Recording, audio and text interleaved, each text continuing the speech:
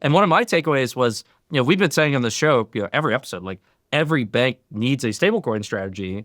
And, some of them realize it, some don't. And like, whereas banks fall different places, on the spectrum. And the fact that there were a number of banks, who showed up, people working on FX, people working on payments, that were there, that was, I think, in many ways, one of the first, aspects of exposure that some of those bankers had to the people and kind of this level of knowledge and network around how they could start thinking about stablecoins, how they could start implementing them. And I believe there's a huge opportunity for banks. Hey, Ayo. Hi. Congrats on your very stable conference yesterday. Did you feel very stable? Yeah, did it feel stable? It felt reasonably stable. I have to say, SF Stablecoin Week, success. And I have to give you credit of like, this was the first conference or event that I've been to where I sat there and watched all of the content and got value out of it. And it felt like everyone did. You're used to, you go to a conference and there are panels, but like the real conference is, networking, talking to people on the side. Like each panel, the quality of the people, their perspectives, I think it was the right timing. So like, well done. I feel like those type of events are really needed to bring people together and actually learn, and not 101, not 201, but like 301, 401, kind of real content that people in the industry need. So remind everybody, like, what it was a very stable conference. How did it come about? And just tell the story, and then we'll get into all of the good stuff. Okay. I'll keep it also brief. So brief. So the point of the conference, I asked Cuy to do the panel several months ago, was I have a background in payments from Cash App, and a long time ago, I used to do FX and bond trading. And over the last year, from like my vantage point, working with Bridge and Leap Bank and a couple other companies, I've just had the perspective that, hey, stablecoins are exploding. I don't think that's unique to me. Yeah. And I think a lot of the actual explosion, this is like one of my conclusions from the conference, actually is more like consumery, true SMB, in the remittance cross-border world. Like Zach and Bridge said yesterday, 80% of their business is non-US. But I had this hypothesis that I don't know if it's correct yet, that one day, like major brands, mainstream companies will use stablecoins like to run their business. Yeah. And if you're in crypto, the crypto community is like very conference hungry, and like people travel. So that's an understatement. Yeah.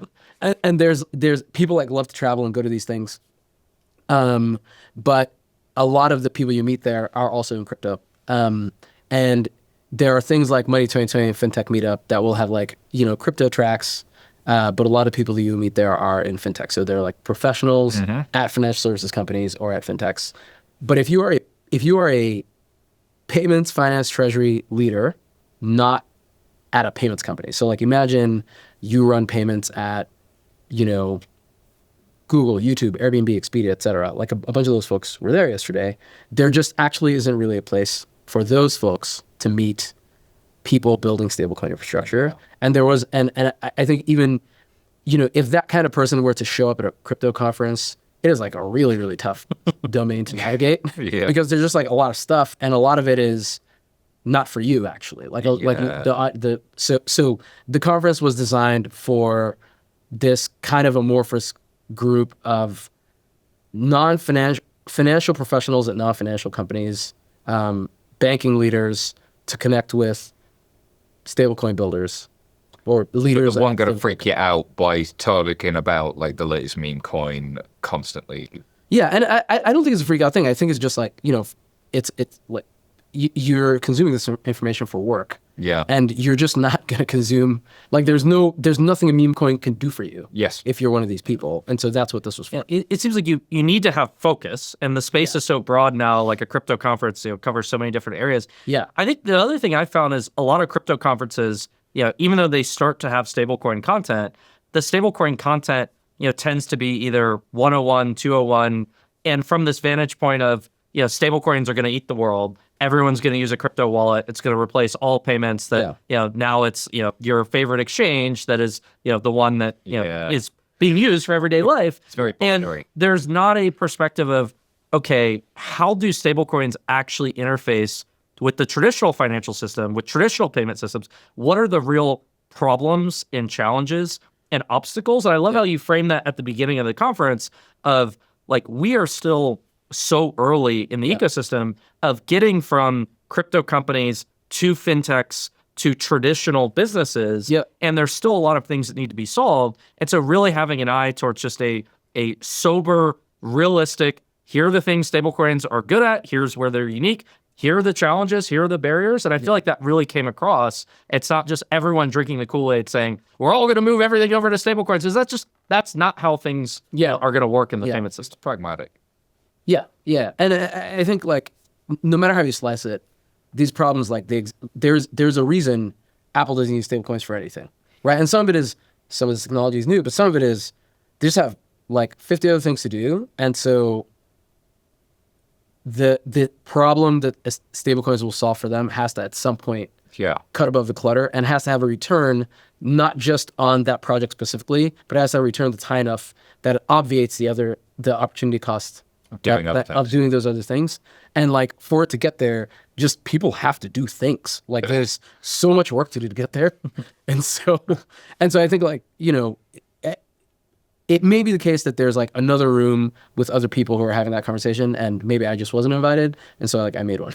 And so you decided to create the conference, and I remember when we first talked about it, it's like, oh, okay, a small, around 200 people, and like, this is gonna be a great event. I thought it would be like 50. Then what happened? This thing blew up. Like how did it progress into being one of the most high demand tickets of a event in the ecosystem that I've seen? Yeah, I think there are three reasons. First, it was free. Second, Bridge got acquired. And third, I think we're just in a time of a huge regulatory tailwind with the administrative change and openness to crypto in general.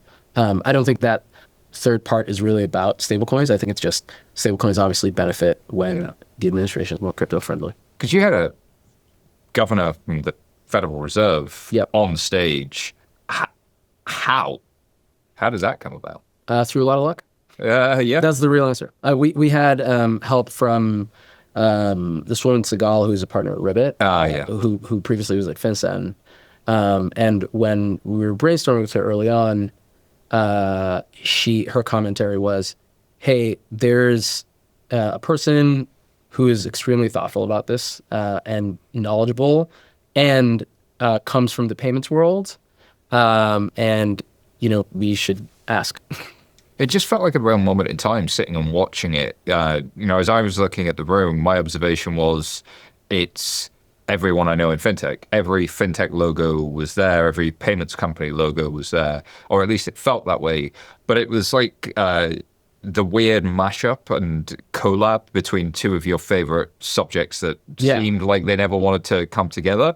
Because then all of my stablecoin folks that I'd been talking to for many years, but these two worlds felt very different. They're in one room and they're all watching a governor from the Federal Reserve Bank give a talk about it. How did that feel like, kind of looking back on it? Felt great. Yeah. I mean, again, I'm sure other people have other perspectives on this, but like one thought in my head that you and I have talked about a lot is, if you hold aside the geopolitical and sovereignty considerations about like the dollarization of the world, like there's just like a lot of demand for dollars in the world, period. World's best product market fit. It's and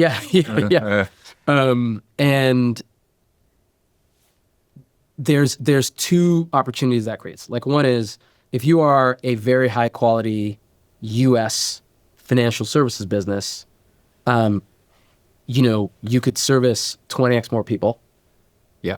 And then there's like another, which is if you are a founder who's not in the US, there is now an opportunity. There's just like this huge bucket of demand that's been latent for a long time that you can now serve because regulatorily and technically we're there that you just couldn't serve before. And so there are just these huge opportunities to build new things that I think are, like, I don't know what your joint take is, but I think I just don't think this opportunity was there 2 years ago, actually. Yeah, that's fair. And Kai and I have talked about this before. Maybe the infrastructure wasn't quite there as Yes. well. Could you have had the moment we had with the Trump meme coin on a Sunday doing the volumes it did? I don't know if you just saw the Robinhood earnings, but they were sort of like absolutely skyrocketed, partly driven by that, but partly driven by the fact that Solana stood up. Like, Yeah. it dealt with the volume.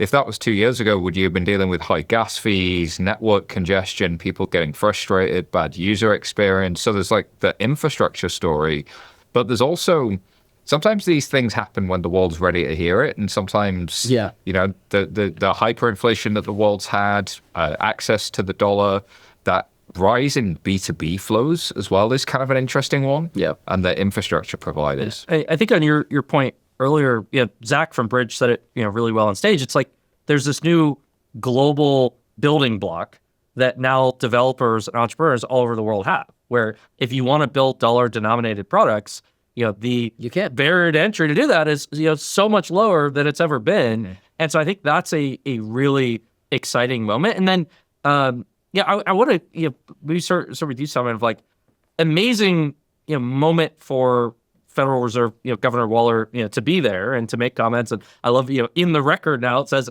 comments at a very stable conference in the speech. And he mentioned there's no better place to like give these remarks. So like for the first year of a conference, like that's pretty incredible. Yeah. But then what was in that speech, like the level of depth and thoughtfulness and how clear his understanding was that this was not a stablecoin 101 or 201. It was really recognizing both the opportunities and the challenges. And so, what was your take, Simon, on the actual content of the speech and kind of what you took out? Well, I mean, yes to the content of the speech, but before I get to that, the signaling, I think we just need to take a moment. You couldn't have imagined that 2 years ago. Even if the same governor is in the Federal Reserve, I don't think they go to this conference and make this speech unless all of those things had happened. Like you said, the bridge acquisition, the regulatory tailwinds, and the real demand that you see and the spikes in volume. Patrick Collinson said we expected crazy growth from Bridge, but even we've been surprised by just how crazy the growth is in stablecoins. And I keep hearing that from everywhere. So there's a bit of a reaction to that. And then the content of the speech, if you go look at it, it's in the public record, like you said, is a very good sort of drive through the role of the dollar in the world and the value that can create and the value to the US, but also the role of banks within that and the role of the integrity within the payment system and the role of the private sector, which, we're sitting in a Visa office. Visa is a global brand, but really grew up in this part of the world in San Francisco and became a global network. This is something that the US has done before with the dollar and done elsewhere. So can you have the private sector kind of lead out on some of this stuff, but stay close to it as a government and make sure that you give it the framework you need? That was my TLDR of the speech. Did I capture it for you guys? Did you see anything else in there that really stood out? Yeah, I think the only thing I would add is just he made some comments about just what regulatory clarity needs to come through, and the role of the private sector in innovating, and the role of the government, policymakers, et cetera, in stepping in when there's market failures, protecting consumers and businesses, et cetera. That I think I think there's a real actual I don't know how deep it runs, but difference in belief structures just around hey, there's a group of people who are all about permissionless. But ultimately, the dollar is a very specific thing. And it comes with rules. And it comes with rules.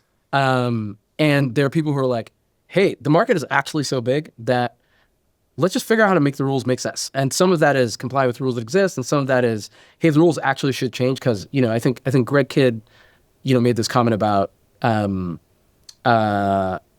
going to create this deposit token and people who hold it will have FDIC insurance.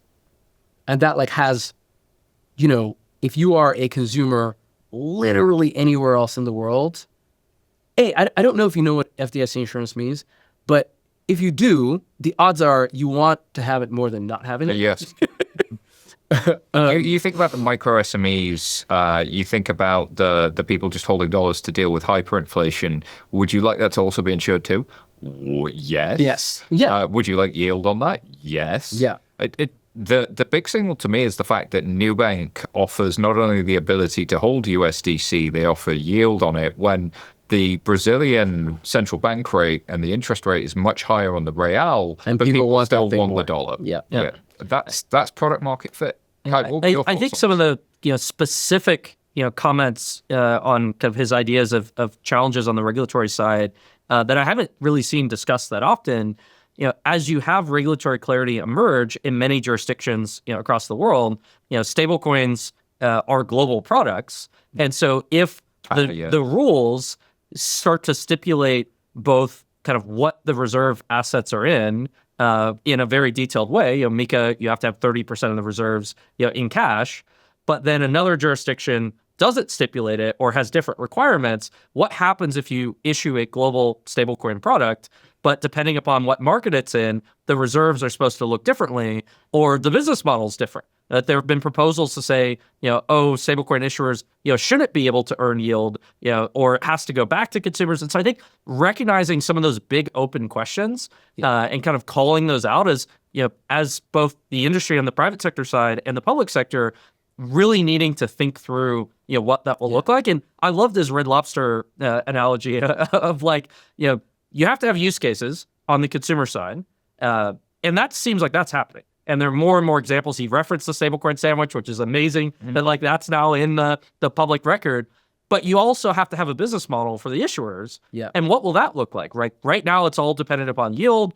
How as there's more competition, many of that yield might go back. It might have to move towards monetizing on payments. And so I think, again, these are 301, 401, the people on the forefront of the space. These are the topics that everyone is thinking about. And so to have a Federal Reserve governor, that is following closely enough, knowledgeable enough to actually call those out, I think that's a really big deal. And it furthers everyone else in terms of their education to really get up to speed because this is such an important topic. On the global point, I've been involved in sort of some of the harmonization around the Financial Action Task Force rules and the anti-money laundering stuff that's been done for many years, and how the various G20 jurisdictions looked at ensuring that their FATF recommendation 16 was applied to virtual asset service providers, or VASPs.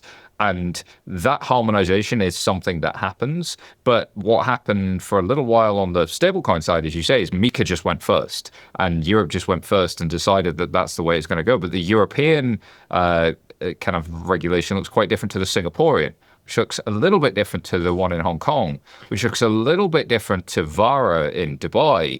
And there's more probably similarity as you move out east. But that's important because one of the most exciting stablecoin projects at the moment, I think, is USDG from Paxos, that is a yield-bearing stablecoin based out in Singapore at the moment. But the chatter from the very stable conference floor was everybody's waiting for the Genius bill or whatever the stablecoin bill is to kind of move that to the US. And Robinhood is saying that they're using sort of stable coins for settlement over the weekends of a lot of their systems in their earnings release. So this is major companies looking at treasury operations, but it's also where's your stable coin going to be domiciled and how do you avoid regulatory arbitrage, which you're starting to see already in the stablecoin space, and make the US the best place to house your stablecoin, because you could go offshore, sure, and you could use Napster. But if the better product is the one that is iTunes, Spotify, whatever, I'm willing to pay for the better product if it's better, but it has to be a better experience. Was there any other chatter from the rest of the day's conversation that really stood out to you? What were your big takeaways from conversations with either the lead bank guys or any of the other speakers? I mean, so many. I think the two things I would say are, I think I said it at the start. The first is, it doesn't feel like enterprise adoption is we're really ready for it. Yep. And that I find that curious, and I have a lot of thoughts about that, which we'd have to get into here. but like my initial thought when we started this, when we talked about this like back in August or whatever, was that by the time this happened, we would be able to like get up on stage and say like, hey, some brand your grandmother knows is using these things for X. I think BVNK mentioned the Ferrari use case, which I thought was like pretty interesting. Remind everybody what that was. Do you remember? It was that they power the ability for you to walk into the Ferrari shop and like pay for your car with USDC. Mm-hmm. Which I think is interesting, and there's a dimension of like, in practice, actually there already is a lot of stablecoin acceptance. Like that is because if you are almost any e-commerce business and you're using like a Stripe or an Adyen, you already actually have the ability to yeah, it's just right there. It's like a baked in. You know, you flip a flag in an API and you could do it. I think I am, and this may just be like, you know, very wishful thinking. I think I've just been curious about some of these B2B flows that exist in these giant companies like Pfizer, Apple, YouTube, et cetera, are like, if you aggregate those, there's like tens of trillions of dollars of those flows. And they're all on Swift. And it feels really ripe for stables, and they're not. But you know, this is where your Connexus and Citi's equivalent and HSBC has one, where if you're all on one bank, then you can do that 24/7 settlement and sort of intraday and instant liquidities in dollars and move it to whatever your HQ is. But as you well know, Apple doesn't have one bank. They have like 100 banks in different jurisdictions, and they do that on purpose. So that's sort of... And I mean, some of it also may just be like, I don't work at that place, and I don't actually know under the hood, like if these things really are problems that cut above the clutter. So, you know, to your question about like things that I took away, is like, I might just be wrong about that being that interesting. It just feels, it's like one of those, like, you can see all the ingredients, but there's no recipe type of things. Yeah, but I think there's also an acknowledgement in terms of kind of what are some of the barriers, things that need to be solved. Yes. You know, you need more liquidity in other local currencies. Yes. Yeah. And so I think Zach, said this, during his panel, like if you're sending a few $1,000s at a time, from the US to Mexico, like that works pretty well. If you want to send $10 million from the US to Mexico, like particularly the state of the role that the local exchanges are playing, and a lot of the liquidity, on the other side, it's a retail consumer, it's a small, over-the-counter, trading provider. Yeah. And so it feels like there's going to be more and more of an important role for banks. Yep. And one of my takeaways was, we've been saying on the show, every episode, like every bank needs a stablecoin strategy. And, some of them realize it, some don't. And like, banks fall different places, on the spectrum. And the fact that there were a number of banks, who showed up, people working on FX, people working on payments, that were there, that was, I think, in many ways, one of the first, aspects of exposure that some of those bankers had to the people and kind of this level of knowledge and network around how they could start thinking about stablecoins, how they could start implementing them. And I believe there's a huge opportunity for banks. If you think about, how much volume is going through local exchanges all over the world that, Zach mentioned, like when you think about a crypto exchange, you think about a place someone goes to buy and sell Bitcoin.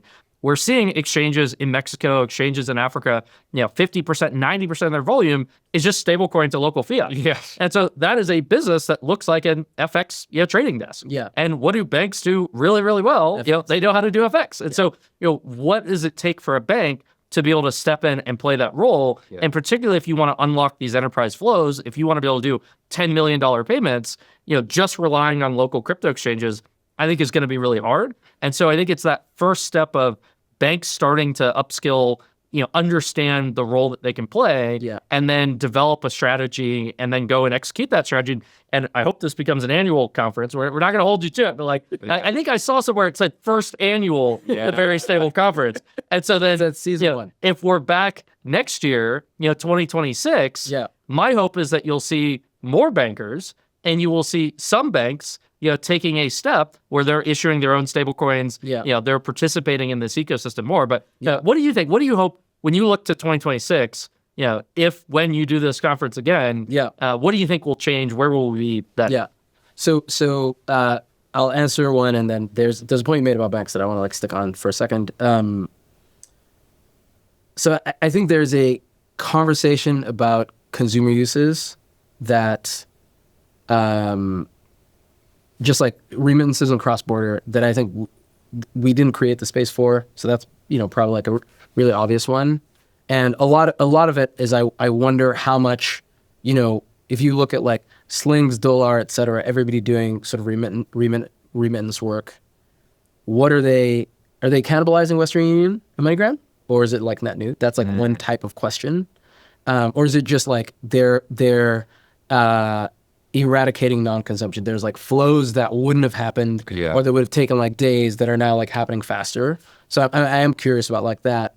There's a second thing around, like, again, this is just the way my mind works, but like, is Apple using stablecoins? Like, why? Like, and what are they using for? And what did they have to overcome to get there?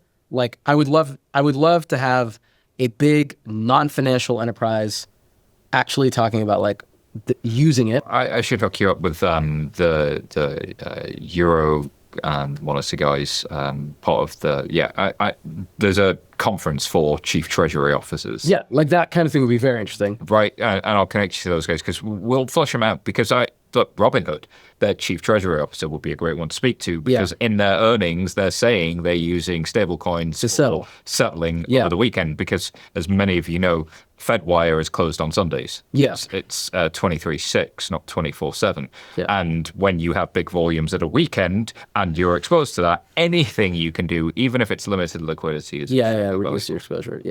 Yeah. So I think my only nuance with Robinhood is like an extremely sophisticated financial institution. So like I would expect them to be aggressive. So the last thing I was going to say on banks is I think like a very interesting. You mentioned like banks issuing their own stables, and I think a handful of people mentioned it there. I think there's actually like an interesting weird gap that I've only seen a handful of people talk about, where like why don't banks accept stables instead of fiat? Like around the world. Yes. I've had this conversation. It's weird, right? Yeah. It feels... Record it as a deposit. It's just... Yeah. In terms of like the experience of going to your bank, depositing a stable, or what use case are you... Like imagine your bank somewhere. You have some demand for dollars. You have some demand for like the equivalent of a dollar. Whether it's high or low, it depends on your jurisdiction, like all that stuff. If you believe like USDC or USDG or any of these things are actually a dollar. And my instinct is we have to go through a bunch of crises for people to see like where the weaknesses in the system to like really believe. But just assume, I think it's a reasonable assumption that like, 15 years from now, there will be a synthetic equivalent of a dollar that persists or multiple. If you're a bank that's dollar hungry, or generally a financial institution that's dollar hungry, there's inherently a bunch of dollars you can accept in stables that you're not doing today for some reason. Like, I don't know of a single bank actually that like currently is like, hey, if you have stables to sell, I will take them from you because I have so much dollar demand that I'm happy to do this. Yeah, they're hungry for deposits on their balance sheet. So that's a dollar. Look, that helps my balance sheet. Yeah. I can do more lending if I've got more deposits. But that's what I was sort of saying with the recording it as a deposit, because the definition of settlement is when a bank updates its ledger and records that with the central bank, right? If I receive a stable coin, then I have considered that settlement versus no, this is some abstract thing. I think that's just a mind shift for people to kind of get through. My instinct is there's also a regulatory thing that's like market specific that I just have, I haven't dug into, and I'm sure there is, but like my instinct is at some point, like the way regulatorily like those banks treat fiat dollars and the way regulatorily their central banks or, they don't count it as M2. They just, exactly. Yeah. I will say like, but they should. I think is like my point. At some point they should count it. RWA.xyz on its page for stablecoins actually counts the overall market cap of stablecoins as a percentage of M2. Now, even if you assume that that's kind of overinflated or there's something else going on with it, the top line figure is it's 1% of US dollar M2. But even if it's 0.1%, that's still a massive amount of money. Yeah. And so that's a big chunk of dollars that could be helping you fund your lending activity as a financial institution. I will say we've started to see some forward-thinking banks, particularly in emerging markets outside the U.S., look at exploring. Okay, could we actually send and receive payments in USDC? Can you name names? Could it? No, can't name names. So, and I think if you get regulatory clarity, I think that's one step. Like in the U.S., like that can have big implications around how banks outside the U.S. view it. I think there are clear benefits in the sense of particularly banks who've struggled getting and maintaining correspondent relationships. It is a replacement to a correspondent if you can access dollars through a stablecoin rather than having to access dollars through correspondence. I think that there are major barriers on the infrastructure side, figuring out things like custody, things like compliance, like to be able to onboard a custody provider, particularly many of them that really came out of the crypto ecosystem, get them through internal vendor onboarding, risk reviews, figure out how do you screen transactions. So I think there are a lot of really practical infrastructure things that banks need to learn how to do. And I think many of them are in the early stages of exploring that. And they're not going to happen overnight. But I do think that is a big opportunity, and it opens up things like, you don't really have a world today where a small or mid-sized bank, in Kansas City is directly able to send money to a small or mid-sized bank in Brazil. Like, if those banks are transacting with each other, they're going through a correspondent. But if you have a world where banks, get equipped with this infrastructure, they can now start to transact with each other, directly. And I think that that's a really big deal. But it's going to take time. And I think one of the big questions will be, do banks start with saying, let me issue my own stablecoin, and particularly outside the U.S., do I issue it, in my local currency? If you're going to issue your own stablecoin, you also want that to be convertible to a global dollar stablecoin. And so I think that, at some end state in the future, I would expect in many emerging markets, you will have large banks with their own version of a stablecoin that has some pair to do on-chain FX with a global, US dollar stablecoin. And I think that could drive a bunch of interesting benefits. When's it a euro dollar and when's it a dollar and when's it a stablecoin? This semantics is going to be interesting to watch the banks kind of unpack. Is there anything else we haven't asked you about yesterday that we should have asked? Like, what are your you unpacking earlier some takeaways you had? Like, we got into the first one. Were there any others that really come to you? Now you're kind of reflecting on some of the speakers and some of the who was in the room and kind of where you go next. You're asking me too soon. Is the honest answer? Yeah, you need process. I'm a like thinker and stewer and noodler, and okay. I've definitely not had time to think stew and noodle. I like to think stew and noodle. That would be the name of your podcast. That would be a pretty fun podcast. And so, talk me through what happens next. Are you just going to process it? Are you going to think about doing it next year? Like, so the real answer is I don't know. The more honest answer is like when this conference originally was Aaron Frank's idea, actually. He was like, I was like, hey, there's this weird thing. Like, who's talking to these people? And he was like, we should do a conference. We should call it a very stable conference. It's a good brand. It's a great brand. It's like much more on the nose now than when we started. I think what happened yesterday was like actually a large distance from where we started. And where we started, we were just like, hey, it would be great to get these people in a room together. And if this was the only time it happened, we would be we'd be fine. I don't think it is the thoughtful thing to do to just be like, yes, there will definitely be a season 2, because I don't know, it was great to be there, and it is very easy to like take that emotion and just assume, oh, everybody's going to be as enthusiastic a year from now. I think the reality is, for stablecoins, a year from now, the world's going to be very, very different. Like it does not feel like, I don't even know if the questions I have right now will be relevant in 12 months. It's moving too quick. It's moving super quick. And so I think super open to doing it again. A lot of it just depends on as feedback comes in from people, do we think we can like move the needle on the conversation? There are other stablecoin conferences happening. I think Money 2020 is going to do a track. So my instinct is I don't feel selfish about like it has to be my thing. Yeah, sure. It's more like if the conversation is happening, I'm like very happy to be a part of it, a participant. Yeah.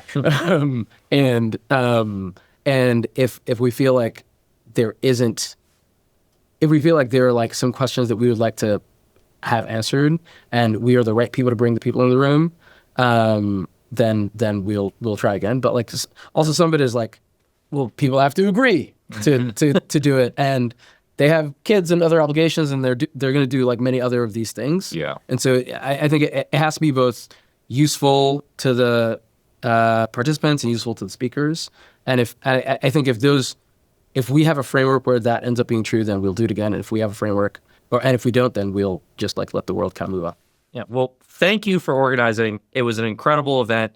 And I think just as an industry, we need more events like this. Yeah. We're excited for Stablecoin coming up, I guess, in May. Yeah. Like, this is really the first year of kind of purpose-built, dedicated stablecoin events. And it's where you can get excited to have one of experience the operator depth, I think, is kind of the key. Yeah. The other big takeaway for me was the conversations in the room, in the breaks, and the happy hours and whatnot.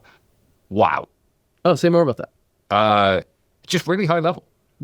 Just people who really know what they're talking about and really have worked in payments for a long time, know the edge cases, have thought a lot about stablecoins. Live in the details. They live in the details. And that is not something you see on most stages because you're having to take most of the audience with you. And it's definitely like you can tell a lot about a place by the water cooler conversation.